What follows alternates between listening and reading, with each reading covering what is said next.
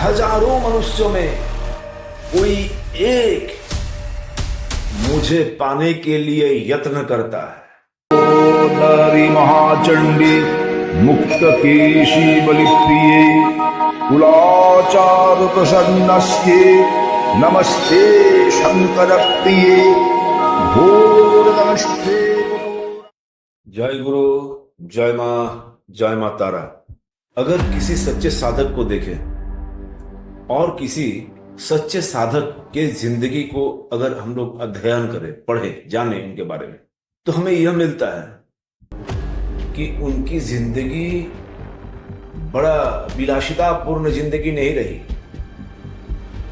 और वो साधक बहुत विलासिता से युक्त जिंदगी नहीं जी पाता है।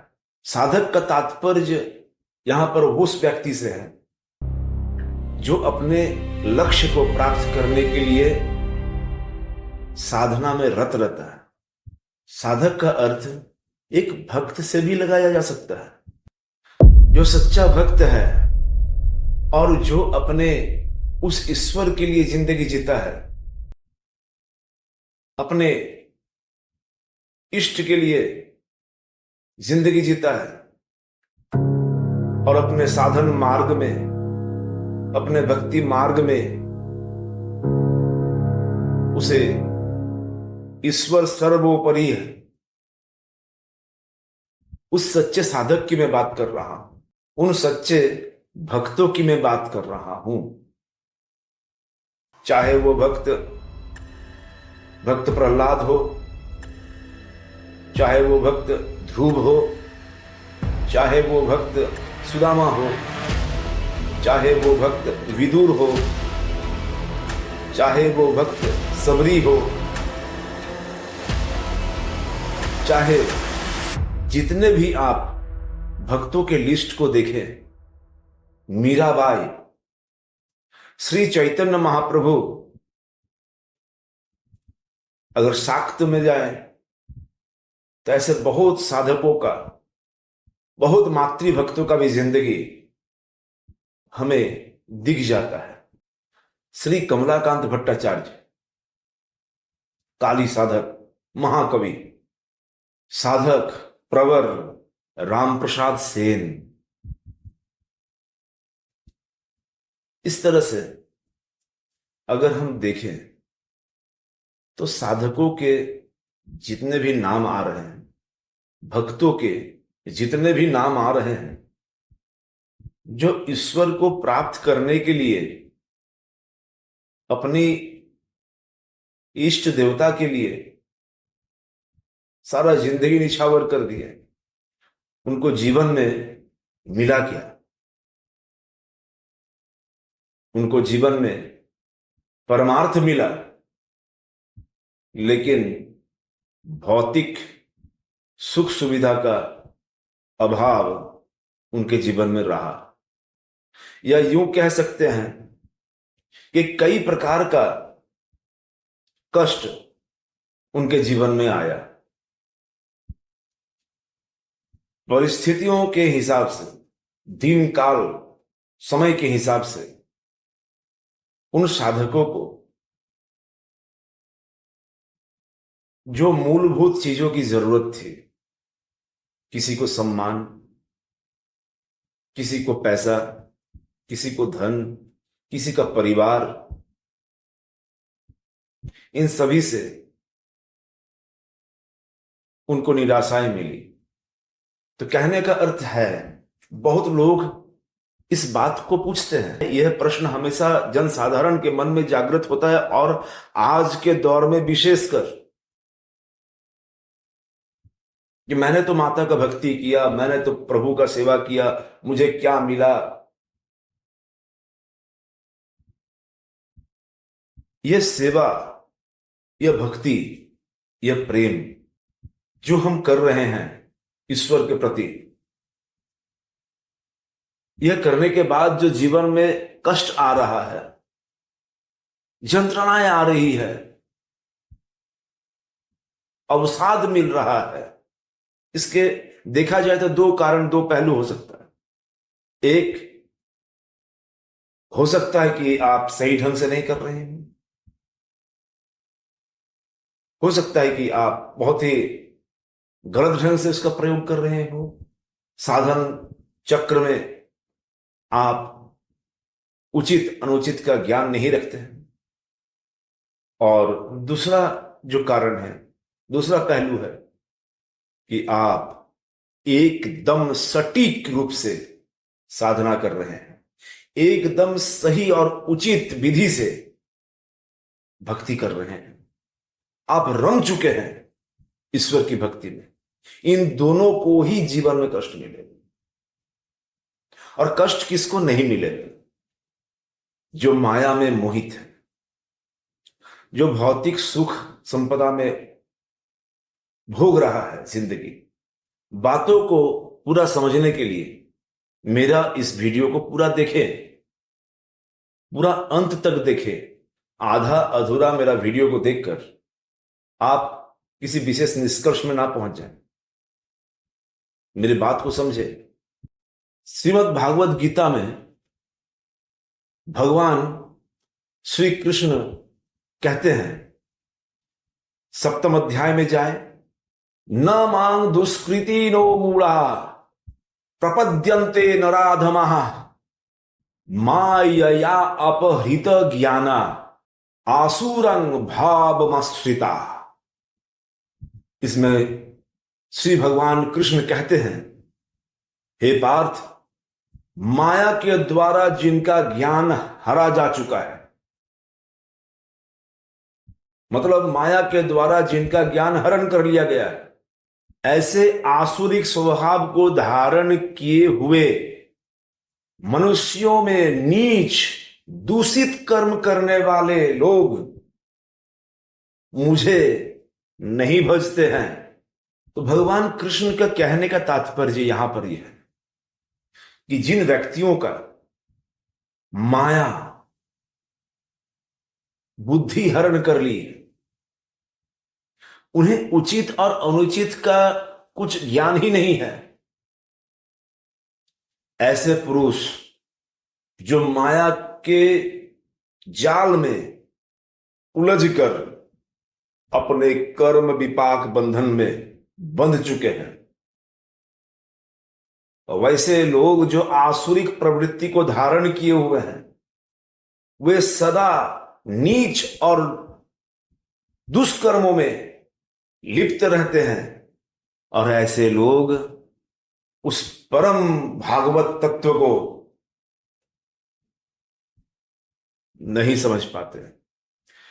श्रीमद् भागवत गीता में जहां जहां पर भगवान कृष्ण ने मैं या मुझे को बताया है, इसका तात्पर्य वो किसी एक पर्टिकुलर शरीर को, अपना उस शरीर को, देह को नहीं बोल रहे हैं। उस परम तत्व को उद्देश्य करके वो मुझे, मतलब मैं ही उस परमात्मा का प्रकाश हूं, खुद को संबोधित कर रहे हैं। तो कहने का अर्थ है, ऐसे आसुरिक प्रवृत्ति वाले लोग जो दुष्कर्म और नीच कामों में लगे रहते हैं, जो माया के जाल में उलझे हुए हैं, वे कभी भी उस परम तत्व को जान नहीं पाते और ईश्वर का भजना, ईश्वर की आराधना, भागवत भक्ति, साधना उनके बुद्धि के परे रहता है। उनको यह समझ में आता ही नहीं है। जहां पर बहुत गोबर हो, वहां पर कुछ कीड़े बनते हैं, काले काले गोल भौरे की तरह कीड़े बनते हैं, और वो कीड़े गोबर खाते हैं, गोबर में ही रहते हैं, और उसे वही सुख सर्वोपरि लगता है। जिस दिन वो गोबर को छोड़े या गंदगी को छोड़े, वो मर जाएंगे, क्योंकि उनका जीवन उसी से है। तो माया में लिप्त व्यक्ति, जिनको सब कुछ वही लगता है जो भौतिक दृष्टिकोण से पाते हैं, देखते हैं, अनुभव करते हैं। उनके ऊपर का जो दृष्टि है उन्हें प्राप्त नहीं होता है, क्योंकि भगवान श्री कृष्ण श्रीमद् भागवत गीता के 7वें अध्याय में ही 3 नंबर श्लोक में एक बहुत ही महत्वपूर्ण बात कहे हैं। देखिए, श्रीमद् भागवत गीता एक ऐसा धर्मशास्त्र है, किसी भी सन्यासी, किसी भी संप्रदाय के लोग सनातन में सबके पास कुछ मिले या ना मिले, श्रीमद् भागवत गीता का श्री पुस्तक उनके पास जरूर रहेगा। श्रीमद् भागवत गीता का तुलना नहीं हो सकता। श्रीमद् भागवत गीता के 7वें अध्याय के 3 श्लोक में श्री कृष्ण कहते हैं, मनुष्यानां सहस्रेषु कश्चिद्यातति सिद्धये यततामपि सिद्धानां कश्चिन्मां वित्ति तत्वतः। हजारों मनुष्यों में कोई एक मुझे पाने के लिए यत्न करता है, और उन यत्न करने वाले योगियों में से कोई एक मुझे तत्व से, यथार्थ रूप से जान पाता है। यहां पर श्री भगवान ने जो बात कही है, जो प्रयत्न कर रहा है उन्हें पाने के लिए, उन्हें अगले ही पंक्ति में योगी का पद दिया हुआ है कि वो हर एक व्यक्ति योगी है। योगी मतलब वो योग करवा रहा है, जोड़ने का काम कर रहा है। जो जोड़ने का काम कर रहा है वही योगी है, और जिसके माध्यम से व्यक्ति जुड़ रहा है वह योग है। तो योग एक रथ है, रथ के समान है।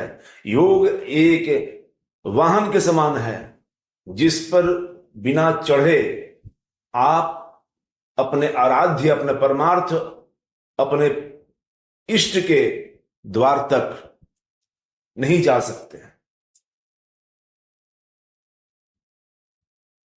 तो ये सारे योगी गणों में जो यत्न कर रहे हैं, उसमें रेशियो बंधा हुआ है प्रकृति का, कि उन लोगों में से भी कोई एक ही उस परम तत्व को तत्व से, यथार्थ रूप से जान पाता है। ये इतना इजी नहीं है, कि इतना सस्ता नहीं है कि हर कोई जान ले। प्रयत्न करना है। तो जब भी कोई व्यक्ति यथार्थ रूप से ईश्वर उपलब्धि के लिए, परमार्थ प्राप्ति के लिए यत्न शुरू करता है, साधना में उतरता है, उसके बाद ही शुरू हो जाती है उसके जीवन में चुनौतियां।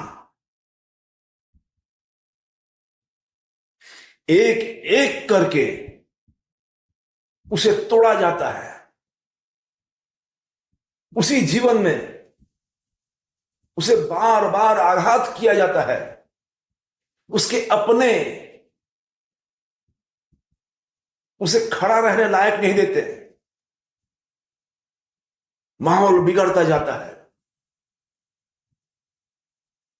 बेचैनी छा जाती है, वो तड़पता है, और तड़प कर जाता किधर है, बस वो तो सिर्फ एक ही को जानता है, उसी के चरणों में जाके गिरता है। हर तरफ का टेस्ट, हर तरह का टेस्ट जिंदगी का उसे प्राप्त होते हुए बार बार हर टेस्ट में अपने परमात्मा की तरफ ही जाता है, और अपने उस इष्ट का ही रूप स्मरण करता है, जिससे उसकी जिंदगी और निखरती जाती है, निखरती जाती है, निखरती जाती है। जिस तरह से एक सोने का आभूषण बनाने के समय उस सोने को बार बार तपाया जाता है, बार बार गलाया जाता है, बार बार उसमें काम किया जाता है, तब जाकर के एक सुंदर आभूषण बनता है। एक पत्थर का मूर्ति जब बनता है, उस पत्थर को तोड़ा जाता है, काटा जाता है और विभिन्न विभिन्न प्रकार के औजारों से उसे खरोच खरोच के, पानी दे दे करके फिर खरोचा जाता है, फिर पॉलिश किया जाता है, फिर खरोचा जाता है। उस पत्थर का तो हालत खराब कर दिया जाता है। जब उसका एक मूर्ति बनाया जाता है, सुंदर मूर्ति, तब जाकर के एक मूर्ति बनती है और उस पत्थर का मूर्ति को प्राण प्रतिष्ठा आदि संस्कार करके देव मंदिर में पूजा किया जाता है। तो मैं यही बात कहने जा रहा हूं, अगर आप रियल में उस परमेश्वर का भक्त समझते हैं, उस महाशक्ति का, उस महाविद्या का साधक समझते हैं, और जिस दिन से आप साधना में रत होते हैं, उस भक्ति के रथ में आप चढ़ते हैं, तो तैयार हो जाइए, आपके जीवन में से सुख नाम का कोई चीज अनुभव नहीं हो पाएगा। यह होता क्यों है?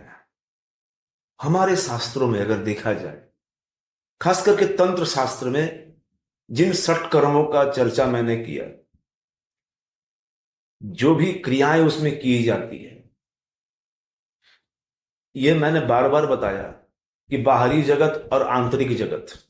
तो जो व्यक्ति आत्म साक्षात्कार करना चाहते हैं, वह आंतरिक जगत में जीना चाहते हैं।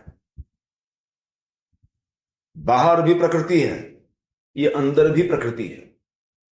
जो अंदर है वही बाहर है, और जो बाहर है वही अंदर है। अगर हम किसी दूसरे के लिए गड्ढा कोड़े तो कहा जाता है कि उस गड्ढे में वो व्यक्ति खुद गिर सकता है, गिर जाता है। हम जैसे जिसके लिए कर्म करें, किसी का अच्छा करे, किसी का बुरा करे, वो कर्म रिटर्न वापस आता है। तो ये सत्कर्म का क्रिया भी उन साधकों के लिए जो उस परम तत्व को यथार्थ रूप से समझ रहे हैं, उनकी बुद्धि शुद्ध होती है और उस परमार्थ लाभ के लिए वो व्यक्ति, वो साधक अपने विकारों पर, काम क्रोध आदि विकारों पर विजय प्राप्त करने के लिए सत्कर्मों का प्रयोग करते हुए आगे बढ़ते जाते हैं। क्योंकि कोई भी साधक अगर सच्चा भक्ति में, क्योंकि तंत्र में बिना तत्व ज्ञान का भक्ति आता नहीं है, आपको ज्ञान का बहुत जरूरत है। बिना ज्ञान का भक्ति होगा ही नहीं, भक्ति का सही ढांचा तैयार ही नहीं हो सकता है।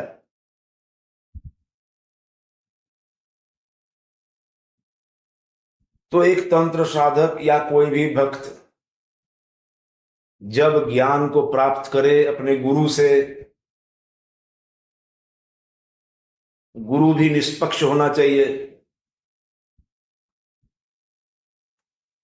जो सच्चाई को सामने रखते हुए ज्ञान देकर उसे भक्ति करने की कला सिखाए,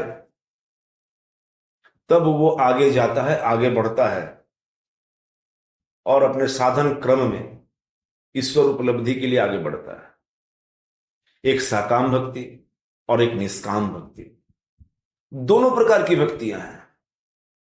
अब एक मां के 2 बेटे हैं, एक मां के पास जाकर के जिद कर रहा है कि उसे एक बढ़िया खिलौना चाहिए, जिसके लिए वो मां को रिझा रहा है, मां का चरण दबा रहा है, घर में सेवा कर रहा है मां का। मां खुश हो गई, चलो इसे तो एक खिलौना ही चाहिए ना, ले लो ये खिलौना, जाओ खेलते रहो। और एक बेटा है जिसको सिर्फ मां ही चाहिए, वो ऐसी हरकतें करेंगे वो बच्चे कि मां को आने के लिए मजबूर कर देगा वो बच्चा कि हम अब कुछ नहीं जानते, तुम्हें ही चाहिए, मैं तुम्हें ही चाहता हूं। तो उस समय मां उसको डांट देगी, उसे फटकारेगी, मुझे बहुत काम है, काम करने दो, पापा इस टाइम में आएंगे, लंच का टाइम हो रहा है, तुम डिस्टर्ब मत करो, मुझे बहुत काम है। बच्चे को थप्पड़ भी मार सकती है।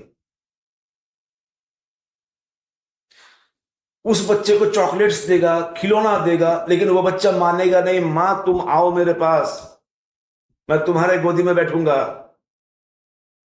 लास्ट में उस मां को आना पड़ता है। वो मां आती है, और जब मां आती है तो कुछ ऐसी स्थितियां उसमें दिखती है कि अगर वो थप्पड़ लगाई हुई है, उसके 4 गुना वो माथा में हाथ सहलाते हुए स्नेह की वर्षा करती है उस बच्चे के ऊपर। सारा काम छोड़ के, डिले हो जाए कोई दिक्कत नहीं है, वो बच्चे को शांत करती है, वो बच्चे के साथ रहती है कुछ देर। तो ये भक्ति मार्ग भी कुछ इस तरह का ही चीज है।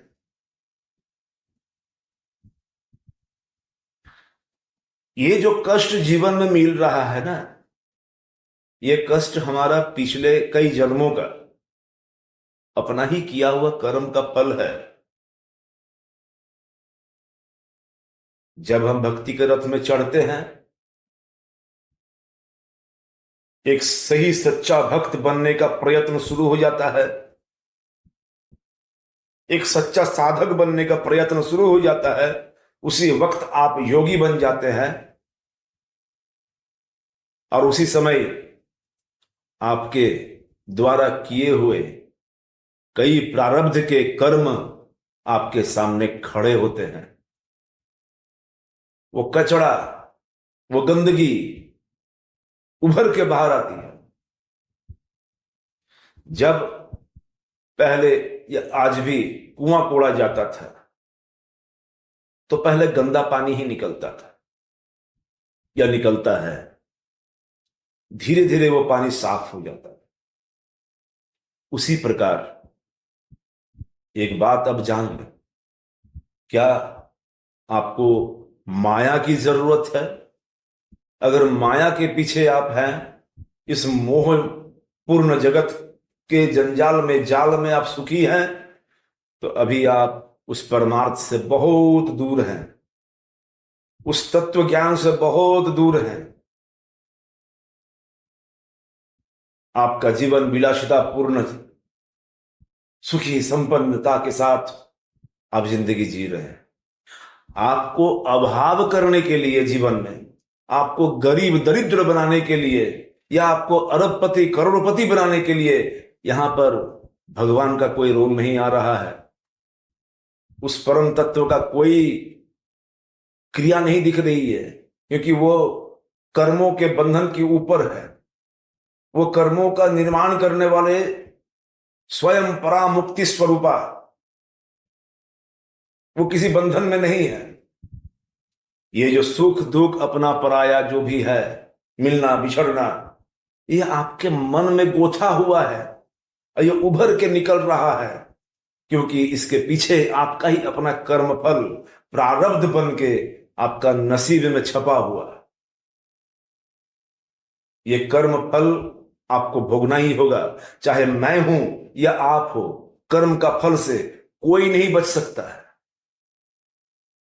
इसे भोगना ही होगा। चाहे जितने भी बड़े साधक हो, उसे अपना कर्म फल भोगना पड़ा। ये आपका अपना ही कर्म का फल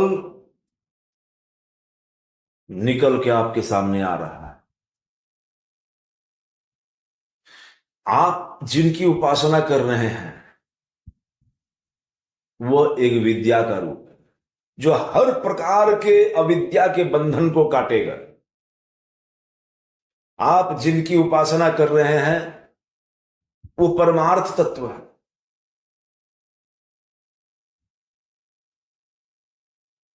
आप अगर महाविद्या का उपासना कर रहे हैं, तो एक विद्या बंधन को काट रही है, और महाविद्या तो और प्रखर तेज स्वरूप है।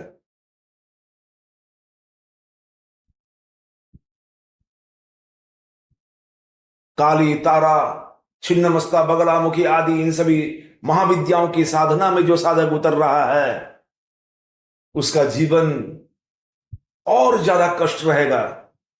जब अपने बच्चे के बदन में बहुत मैल जम चुका है, बहुत दिन हो सकता है कि नहाया नहीं हो, और जब मां को फुर्सत मिला, अब वो नहलाने के लिए उस बच्चे को गई, तो उस मैल को तो छुड़ाना पड़ेगा उसे सुंदर बनाने के लिए। जब वो मैल छुड़ाने लगेगी, बच्चा बहुत रोएगा, चिल्लाएगा, नहीं मां छोड़ दो, नहीं मां छोड़ दो। मां नहीं छोड़ेगी,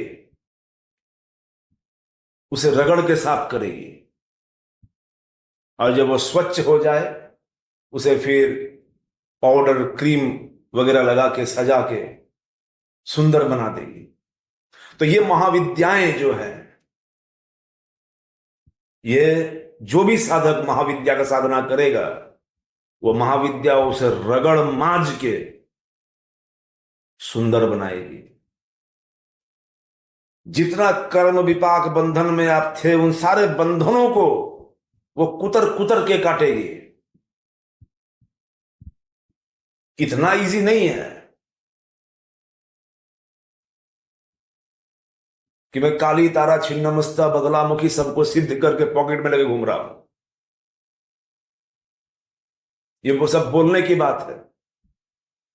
महाविद्या की साधना से पुनर्जन्म का भय खत्म हो जाता है। ये महाकाल संहिता, काली तंत्र आदि बहुत सारे तंत्र ग्रंथ में स्पष्ट रूप से कहा हुआ है कि काली का जो साधक होता है, उसे नरक दर्शन नहीं होता है, उसे यम का दर्शन नहीं होता है, तो मां उसको उस लायक कर देती है उस साधक को कि उसको नरक जाना ही ना पड़े, उसे प्रेत योनि में जाना ही ना पड़े। वो जीते जी उसको रगड़ के साफ करेगी।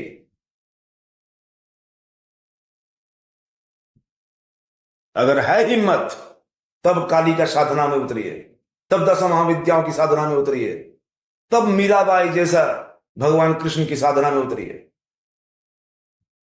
तब चैतन्य महाप्रभु जैसा हा कृष्ण करके घूमिए। कहने का तात्पर्य कि आपका जब मोक्ष करीब हो, मुक्ति चतुर्वर्ग में मोक्ष जब करीब आ रहा हो, तभी आपकी मति होगी उस यथार्थ सत्य को आप स्वीकारें और उस परा प्रकृति से आपका जुड़ाव होगा। क्योंकि इसके बाद आपको और ज्यादा देर इंतजार नहीं करना है। अब मोक्ष आपके सामने है। तो मोक्ष तब तक प्राप्त नहीं हो सकता जब तक आपके प्रारब्ध जल के राख ना हो जाए। इसी प्रारब्ध को राख करने के लिए महादेव भगवान शिव ने इन अष्टादश महाविद्याओं को आविर्भाव किया, प्रकाशित किए, प्रकट किए कि एक जन्म में अगर काली कृपा मिल जाए, अगर छिन्नमस्ता 10 महाविद्याओं की, अष्टादश महाविद्याओं की कृपा मिल जाए, तो एक जन्म में ही, इसी जन्म में आपको मोक्ष प्राप्त हो सकता है। तो जब मोक्ष प्राप्त हो सकता है, सुन के तो बड़ा मजा आया, अच्छा लगा, हम तो मोक्ष प्राप्त कर लेंगे। लेकिन जब रियल साधना में उतरिएगा तो आग में तपना होगा, जलना होगा। हर एक कर्म का फल जब तक जल के राख नहीं होगा, तब तक आपको मोक्ष उपलब्ध नहीं होगा। अगर आपको पाप नहीं चाहिए तो पुण्य को भी त्यागना पड़ेगा। जिस तरह से पाप बाधक बनता है, उसी प्रकार से पुण्य भी बाधक बनता है। आपको अगर प्रकाश चाहिए तो अंधेरे को भी स्वीकारना पड़ेगा। तो उस परम तुरीय अवस्था में जाने के पहले साधक को हर एक पल चुनौतियों का सामना करना पड़ता है।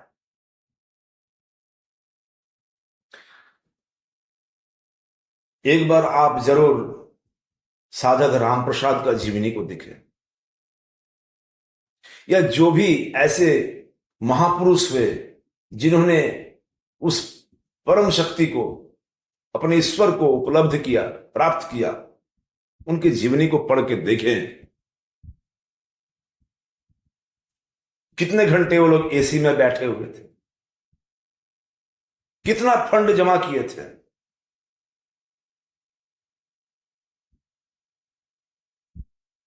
कितने शिष्यों का समूह जमा किए थे।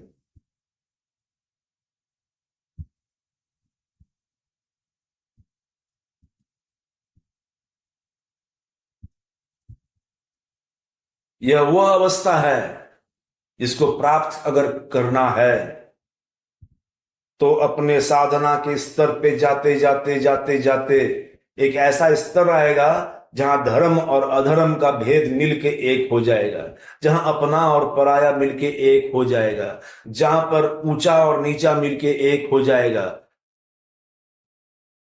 जहां पर मिलना और बिछड़ना नहीं, जहां पर परम शाश्वत सत्य हो, जहां चैतन्य हो, जहां आनंद हो, उस सच्चिदानंद स्वरूपा जगत जननी मां के अभय पद को प्राप्त करने के लिए आपको जीवन में जलना होगा। अगर मेरा यह वीडियो आप लोगों को अच्छा लगे तो मेरे इस वीडियो को जरूर लाइक करें, मेरे इस चैनल को सब्सक्राइब कर लें और मुझसे जुड़े रहें। धन्यवाद। जय मां।